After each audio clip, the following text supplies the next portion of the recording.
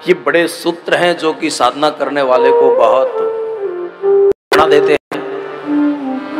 संसार के विषयों से वैराग्य नहीं होता है, तृप्ति मिलती नहीं है, त्याग हम कर नहीं पाते हैं। हो ये न विषय विराग भवन तत्वा चौथपन। नैमिषारण्य में जाकर ये सब कथाओं का हम दर्शन कर रहे थे। अगुण अखंड अनंत अनादि चैचित वही परमार्थवादी और नेति नेति जहि वेद निरूपा। लेकिन वही जो सर्व समर्थ है वही भक्तों के लिए भगवान बन के आता है। जब अनाचार से अत्याचार बढ़ता है और अत्याचार से भ्रष्टाचार बढ़ जाता है। एक जमाना था कि पैसे से लोग वस्तुएं खरीदते थे, लेकिन आजकल लोगों की बुद्धि ऐसी विकृत हो गई कि पैसे से लोग इंसान को खरीदने लगे हैं। और जब पैसे से व्यक्ति बिकने लगता है तो आप सब जानते हैं कि धर्म की देश की हालत क्या हो जाती है। संपन्नता होने के बावजूद भी हम प्रसन्न नहीं हो पाते हैं। इसलिए हमारे महापुरुषों ने कहा है कि सिक्के से ज्यादा महत्व वस्तु का होना चाहिए, वस्तु से ज्यादा महत्व व्यक्ति का होना चाहिए और व्यक्ति से ज्यादा महत्व विवेक का होना चाहिए। जहां विवेक का सम्मान होता है वो श्रेष्ठ समाज बनता है।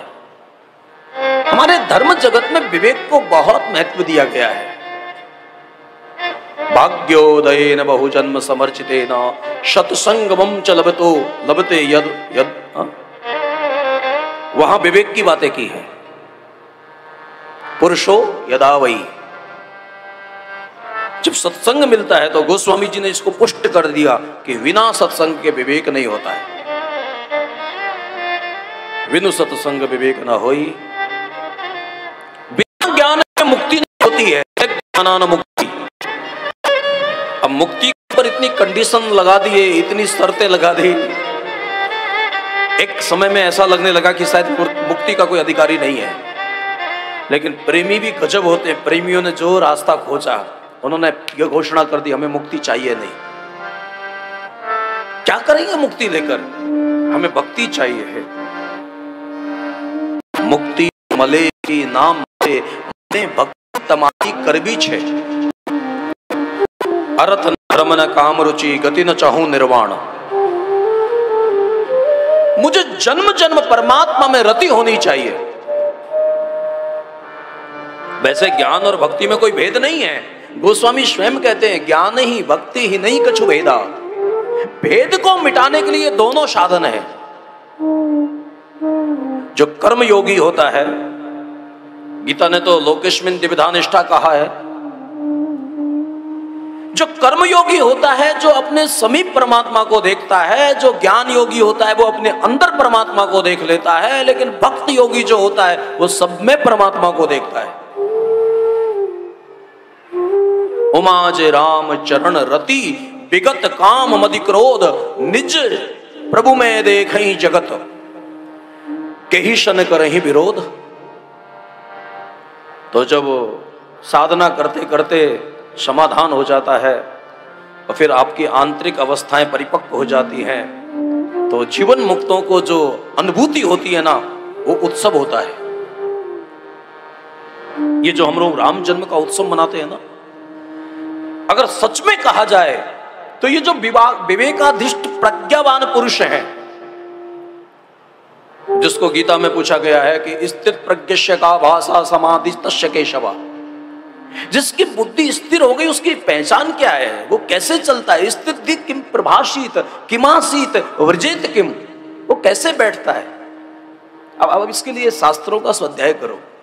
प्रजहाति यदा कामान सर्व पार्थ मनोगतान आत्मन एवात्मना तुष्ट। जैसे कछुआ अपने सभी अंगों को समेट लेता है, वैसे ही साधक अपनी बाही इंद्रियों को अंतर्मुखी बना लेता है। वास्तविक ये जो साधना का मार्ग है ना, इसलिए तो महापुरुष ऐसी ऐसी साधना करते हैं, तीर्थों में रहते हैं, अरण्य में रहते हैं, बहुत लोक व्यवहार नहीं रखते हैं, बहुत संग्रह नहीं करते हैं। साधना का एक सूत्र है कि धन कम होना चाहिए साधना करने वाले के पास, तन मध्यम होना चाहिए और मन महान होना चाहिए। अब आजकल की बात नहीं कर रहा, आजकल तो हम लोगों का उल्टा हो गया है। धन ज्यादा होना चाहिए, तन मोटा होना चाहिए और मन छोटा होना चाहिए।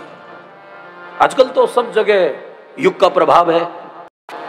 बाकी किसी काल में आप जब पढ़ोगे तो आपको पता चलेगा कि बड़े बड़े चक्रवर्ती सम्राट आते थे। गोस्वामी जी ने तो चुटकी ली है साहब, गोस्वामी जी तो संत महिमा को गाने वाले महापुरुष हैं, लेकिन कलिकाल की बातें करते हुए वो भी कह देते हैं, विषया हर लीनी न रही बिरती, तपसी धनवंत दलिद्र ग्रही, कलि कौतुक तात न जात कही। कलि कौतुक जो है, हमारी प्रज्ञा में, हमारी मति में जो कली दोष प्रकट हो गया है,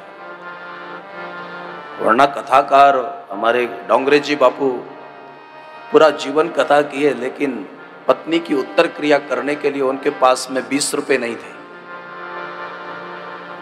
वो लोग कहते नहीं थे। आज कहने वालों की कमी नहीं, सुनने वालों की कमी नहीं, आचरण में उतारने वालों की कमी है। जबकि धर्म आवरण नहीं होना चाहिए, धर्म आचरण होना चाहिए। ढोंग की जिंदगी के बजाय ढंग की जिंदगी जो होती है ना, वो ज्यादा सुकून देती है। तो जीवन मुक्त महापुरुष जो होते हैं, ब्रह्मभूत प्रशांतात्मा ना शोचति ना कांक्षति, समः सर्वेषु भूतेषु मद्भक्ति लभते पराम। तो जिनको परमात्मा की पराभक्ति की प्राप्ति हो गई है, उसके लिए परमात्मा नित्य प्रकट है। समः सर्वेषु भूतेषु, समस्त प्राणियों में। इसलिए परमात्मा अधूरा नहीं मिलता है। सिय राम में सब जग जानी। तो बहुत प्रसन्नता की बात है, हम लोग वहां तक पहुंच पाए या ना पहुंच पाए, इस जन्म में पहुंचेंगे कि कब पहुंचेंगे, और पहुंचेंगे कि नहीं पहुंचेंगे, ये तो परमात्मा जाने। अति हरि कृपा जाहि पर होई। लेकिन फिर भी आप इस स्तर की बातों को श्रवण कर रहे हो और बहुत मनोयोग से सुन रहे हो। हमारे रावत जी तो इतने प्रसन्न हो रहे हैं ना इन दिनों में, और मुझे कुछ कहने वाले कह रहे हैं कि महाराज हमने रावत जी को बहुत सालों से जानते हैं, लेकिन इतना प्रसन्न इनको कभी नहीं देखा जितना इन कथाओं के दिनों में। इतने खुश हो रहे हैं ना, इतना सुंदर होने के बावजूद भी वो बार बार कहते हैं, महाराज जी व्यवस्थाओं में कोई खामी हो तो जरूर बताइएगा प्लीज, हम सुधारने की कोशिश करेंगे। याद रखना मेरे भाई बहन, अगर गूंगे को गुड़ खिलाओगे ना तो बोल के बता तो नहीं पाएगा क्योंकि वो गूंगा है, लेकिन उसको अंदर से हर्ष बहुत होता है। जब किसी को तृप्ति जीवन में मिलती है ना, वास्तविक हमारे देश के महात्माओं ने कहा है, जो सुख पायो राम भजन में। शांति जो है वो संग्रह में नहीं, संग्रह में सुख हो सकता है, आनंद जो होता है वो त्याग में मिलता है। लेकिन संग्रह तो कोई भी कर सकता है, त्याग हर व्यक्ति नहीं कर सकता। त्याग करने के लिए मानसिक स्तर बहुत अच्छा चाहिए।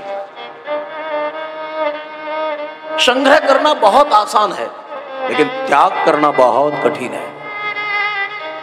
संग्रह तो भिखारी भी कर लेता है।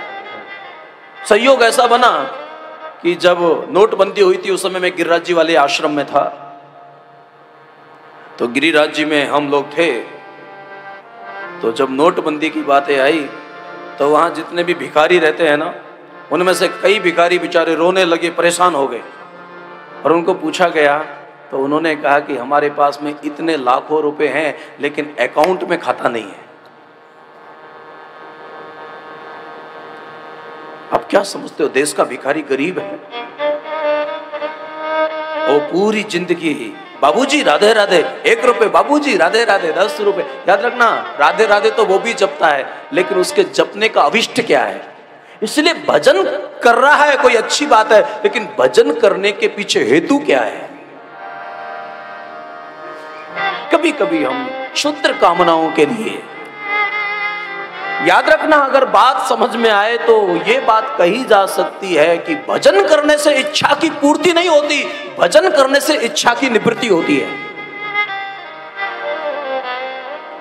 क्योंकि इच्छा की पूर्ति होगी तो सुख होगा, इच्छा की पूर्ति नहीं होगी तो दुख होगा, लेकिन इच्छा की निवृत्ति होगी तो आनंद होगा, और जो आनंद है वो परमात्मा है।